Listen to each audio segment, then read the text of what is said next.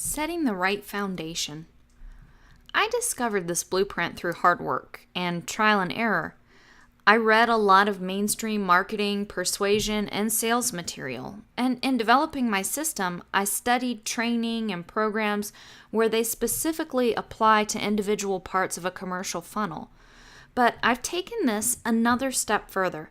I've implemented each one of these pieces to determine not just how that particular piece works, but where it should go before or after another piece. There's an order where these things need to happen. This process is kind of like the house building illustration that I used in the introductory video. You can't put the roof on first, you must build the foundation. You can't paint until you have the drywall up, and before you put the drywall up, you have to put the walls up.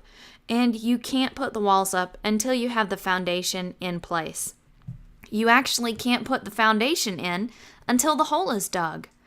It's just like if you meet somebody. For example, let's say that you're a runner and you've moved to a new town and you want to meet some runners to run with at 6 o'clock in the morning.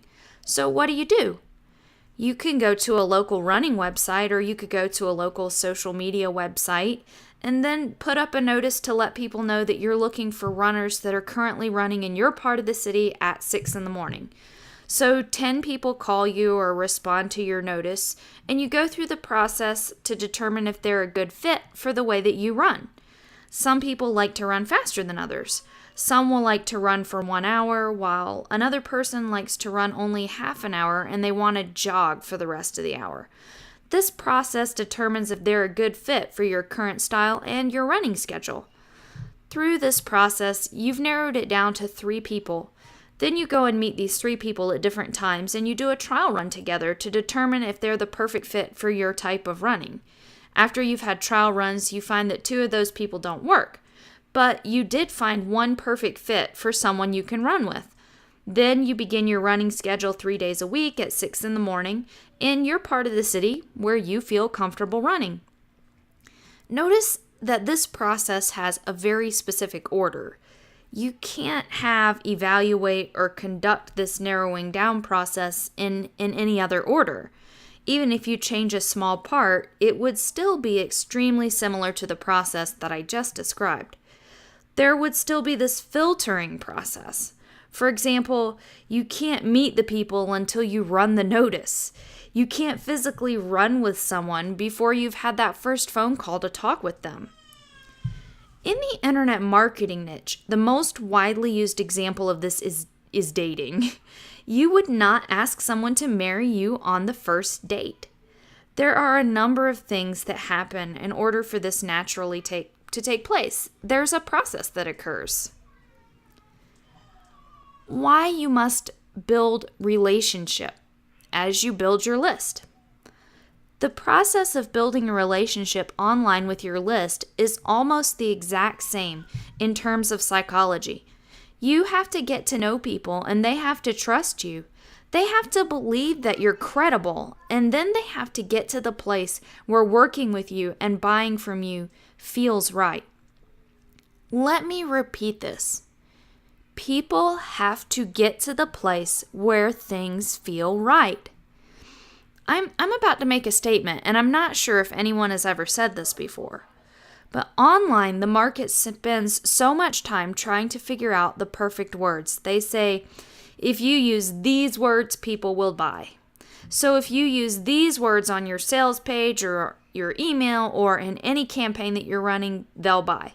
And as a result, we find these overstuffed sales letters that are full of all these hyper-hypnotic, NLP, persuasive psychobabble that's supposed to make people buy. I don't know about you, but when I get to a sales letter like that, I skim over all the psychobabble and take a look at the modules to find out what exactly I'm going to learn, and then I find out how much the product is. Think about it. We see so much in marketing about the optimal words to use. People spend so much time on their sales letters, getting their sales letters to convert better and better and better on people who don't trust them yet. Think about that. People spend so much time optimizing their sales letters for people who don't trust them. Prospects don't trust them yet because many times people do their marketing to somebody else's list, or they're advertising a sales letter to a cold market. If you think about it, whenever you're trying to sell that cold market, then yes, the more you optimize those words, the more likely you're going to get a conversion. But keep in mind that you're getting a higher conversion rate to people who don't trust you yet. Imagine you were to take the same sales page and tone it down a little bit, or even use an unoptimized sales page and just tell people about whatever it is that you have, using the traditional formula. Here's their problem. Here is what I have. Here's why I am qualified to teach this. Here is how you purchase.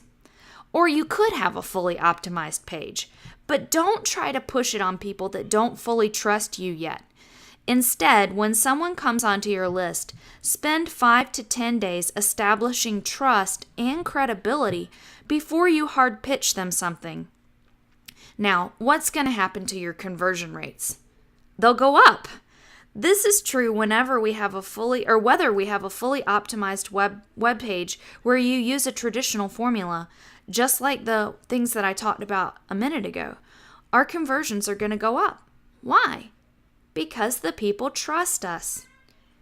People buy based on trust and relationship, not based on fancy words on a sales page. I'll say it again. People buy based on trust and relationship, not based on fancy words on a sales page. Now, having said that, obviously there are some standards that you need to have, and there's some basic language that you need to have on your sales page in order to help it convert from you. You'll never be able to get away from this foundational truth, however. When someone sees your sales page and they trust you, you're always in a better position. Traditional marketing tries to optimize those pages to people who don't trust yet, it's simply not as effective as this blueprint. What I've discovered and what I use now in my marketing is this process, which I spent years learning.